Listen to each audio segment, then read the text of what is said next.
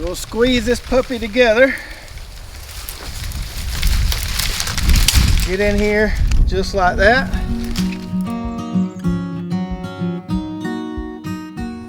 What's up, Lazy Dog fam? Hope all y'all out there are having an amazing day. It is Thursday, March 23rd here in South Georgia, and on today's video I'm going to show you how to set up the ultimate garden trellis, as we're going to be moving this rascal right here to a better spot in one of our other garden plots. So we've had this wonderful trellis here that we made out of cattle panels and T-post in this spot for about 3 years now, and it has served us very well in this spot. We've grown a lot of good groceries on this trellis right here. Makes a nice little shaded area in the summertime when it's full of vegetation. But as you can see from the sides there, it needs a little work. And we're planning on expanding our fig orchard down this way later this spring. So now would be a good time to relocate this thing to a little better spot. Now, we use several different types of trellises in our backyard garden plot. We use some of the Hortonova trellis netting for some things, and that stuff's easy to take down and move. This is not a trellis you want to be moving all the time. So if you're going to build one of these, you want to build it in a spot where it can stay there for a while. Like I said, we've had it here for about 3 years. Hopefully it's going to stay where I'm about to move it 3 or 4 or even more years. We don't want to be moving this thing all the time. It's not super hard to set up. We'll show you the whole process here in a minute, but not something you want to be moving every year. So the first thing we need to do is cut all these zip ties that are holding everything together here. So we have zip ties that are holding the panels to the T-post, and also zip ties that are holding the panels together. I use zip ties instead of using the metal clips, and they've held up very, very well. So I think I'll probably just use zip ties again when we put this together, or back together, here in a minute. So I just got to be a little bit careful clipping these. I don't want any of these panels to swing out here and start flying all over the place. All right, so we got everything disconnected and for the most part disassembled there. You can see those panels have a little bit of memory from being bent up like that, but not quite as much as you would think. Now, if you hadn't been eating your greens, you probably don't want to try and do this by yourself. But if you have been eating your greens, there's nothing to it. Now, one very important thing we need to do here before we pull up these T-posts and move them is to measure how far apart they are set currently. Because if we put our T-posts too close together, our trellis is going to be too tall in the middle.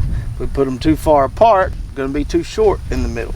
So looks like ours are about 54 inches apart, so that's what we need to mirror over on the other plot when we move this in a second.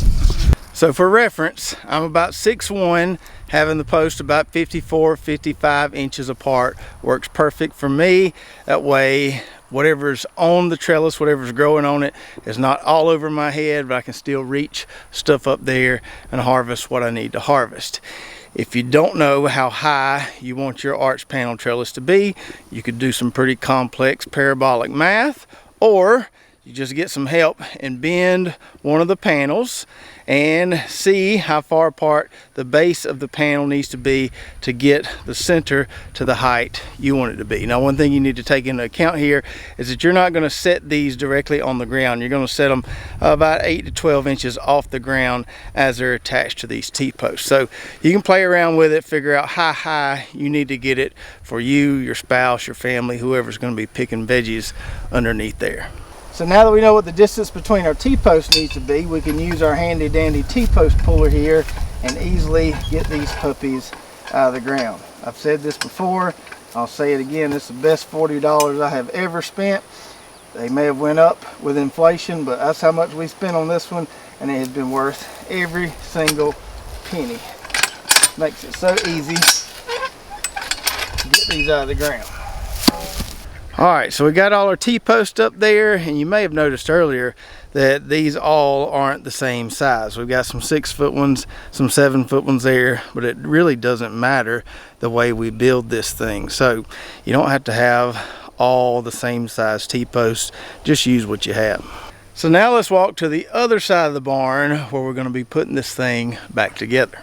And we're going to be putting it right here in this little tilled spot. So we had a cool season cover crop here, kind of looked like that over there.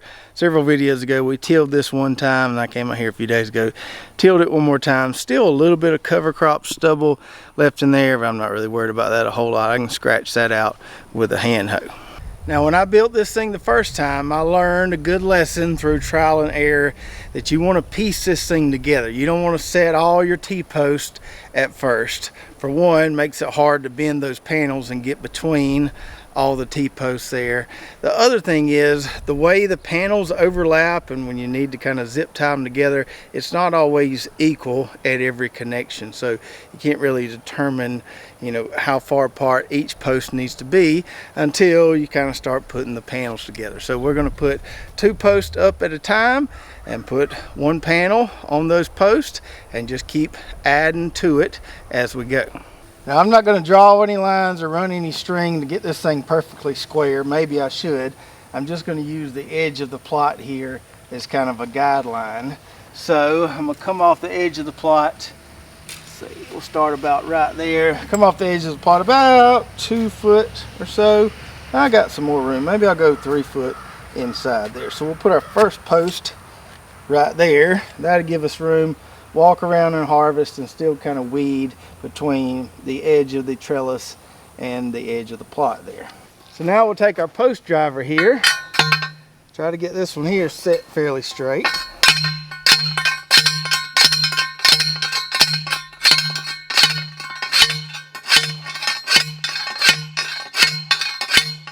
That should be good. And when you're doing this, make sure the notches on your T-post are facing inside, because that's going to help hold them panels along the post there.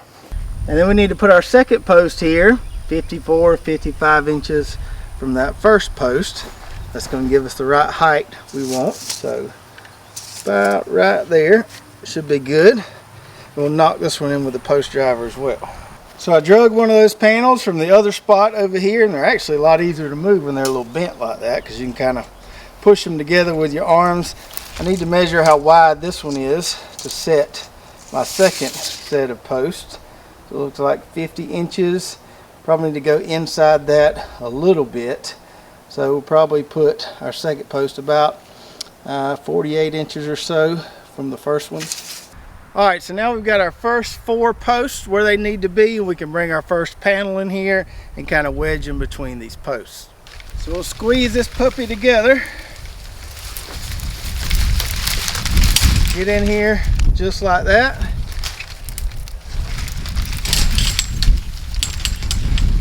And we want to make sure we're not right on the ground, because that'll make these things rust if they're sitting on wet ground. So we want to slide it up a little bit. All right, so we got this side here about 8 inches or so off the ground. I'm going to go ahead and zip tie this. That way it doesn't go nowhere when we're adjusting that other side. I'm going to go ahead and put several on here. And never have too many zip ties. And now that that side is secure, we can raise this one up right here a little bit to get it where we want it. And it should be pretty good right there. All right, let me step back here a little bit, and that's it. So we got one in place there, and that may be all you need or all you want, depending on how much space you have. The neat thing about this setup is we can add as many links to it as we like. We can make it as long as we want. So I'm going to start dragging the rest of those panels and the rest of those T-posts over here. We'll get the rest of this thing put together, and I'll show you what it looks like when I'm finished. And so now we're back out here the following day. I didn't quite get finished yesterday. Brooklyn had an event to work last night, so I had to watch baby Essie. So I came out here this morning, got it finished up. You can see it's all put back together now.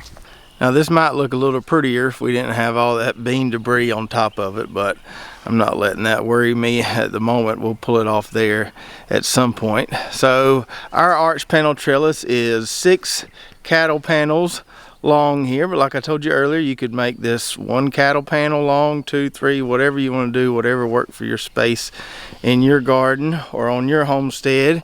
And you can see there at the bottom we've got those panels about 6 or 8 inches off the ground. That way they don't sit in any wet soil and start to rust on us. Now if you wanted to get this thing a little wider and still be kind of the same height there, you could scoot those panels up just a little bit there, but if you get them too tall, your plants won't be able to grab hold to them when they're small, and they'll fall over before they can start wrapping their tendrils around the trellis. And just a little tip for you, if you're going to use zip ties to put yours together like I did, use some bright colored zip ties. You can see I use these bright yellow ones right here, and that's because sometimes I like to use my little torch and burn off all this plant debris on the trellis. If you've got black or brown or dark colored zip ties, you can't see them as well, and you'll end up burning the zip ties, and this thing will start coming apart on you. But with some bright colored zip ties, you'll see where they are and you won't burn them. So I'm tickled to have this thing put back together in a more permanent location. Now I don't know if I'm going to grow anything on this arch panel trellis this spring. We had to move it so we could plant more fig trees, not so we could grow some more stuff on it right now.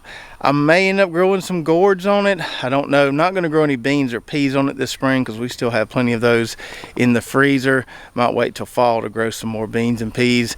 Now I must give credit for this idea right here.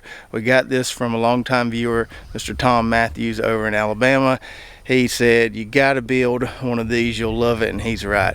If you ever decide to build one, take the time to do it. You'll be glad you did. So I told you all the reasons that we like this type of trellis and showed you how to put it together. Now let me tell you the one thing that bothers me a little bit about this type of permanent trellis. So with our crop rotation plan, what we call family planting, we're not able to rotate things as effectively with this arch panel trellis as we are in our other in-ground plots where things are a little more flexible. There's only so many climbing vegetables out there. We can't grow anything and everything in this spot right here now that this arch panel trellis is here. We can only grow vegetables that like to climb. So I made a little list here of the things that we either have grown on this type of trellis or the things we could grow on this type of trellis. So starting off, we've got pole lima beans. It works really great for that. We've tried the King of Garden pole limas. We've tried the Christmas pole limas. Got really good production out of each. It's perfect for growing pole lima beans. You can also grow pole green beans or pole snap beans, something like a rattlesnake bean, or maybe even a half runner bean would be perfect for this type of trellis. Now some other legumes that you can grow on this arch panel trellis would be climbing field peas or cowpeas. Things like a red ripper pea or varieties like that Tennessee purple pea that we grew back in the fall. And just a little hint for those of you that are still sticking around, I've got about 25 packets of those Tennessee purple pea seeds on our website. Not many of them, they're not going to last long, but just thought I would reward y'all that are still sticking around. Go on our website and grab some of those before they're gone. So climbing field peas work good. English peas also work good. Now English peas won't ever make it to the top of this trellis, at least down here they won't, but it does work nice for English peas. They'll climb about halfway up there and make it a lot easier to harvest. So we've got all those legumes that do great on a trellis like this. Other things that grow well on this trellis would be cucumbers. We've grown both pickling and slicing cucumbers on this arch panel trellis. Both do really good. Keep all your plants off the ground, make it really easy to see and harvest your cucumbers. I mentioned gourds earlier. We may try growing some gourds on there this spring. You could do tomatoes on there. Might be a little aggravating to come out here every few days and kind of string them up along the panel there, but I think you could grow some nice cherry tomatoes, some of those plants that kind of want to sprawl all over the place. And then you could probably do some small winter squash or some small pumpkins on a trellis like this. You wouldn't want to do anything real big like a butternut or a bigger pumpkin, but some of the smaller winter squash like a delicata would probably be good. You might could even grow some Seminole pumpkins on a trellis like this. And lastly on my list here, you might could get by with growing some small melons on here. Some of those tiny watermelon varieties. I've seen some of the really small cantaloupe varieties out there. So you don't want a big melon because the stem's probably going to break just from hanging down there. But some of the smaller melons might work pretty well.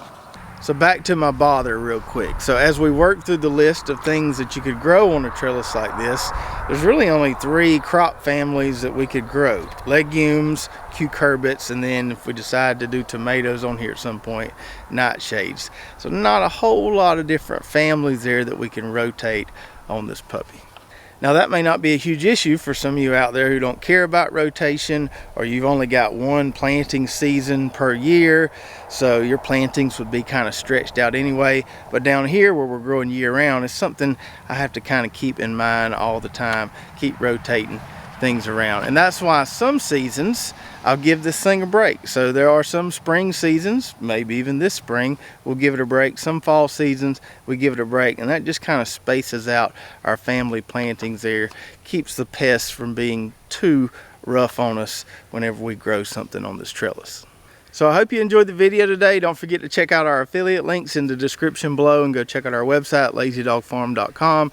And let me know in the comments below if you've ever built or used a trellis like this and how you liked it, if there was anything you would do different the second time around.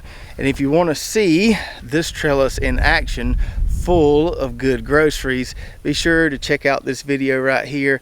I think this was the first time we grew pole limas on it, grew some Christmas limas, had a really abundant harvest, and we'll show you that in this video. So check that out, and we'll see you next time right here at Lazy Dog Farm.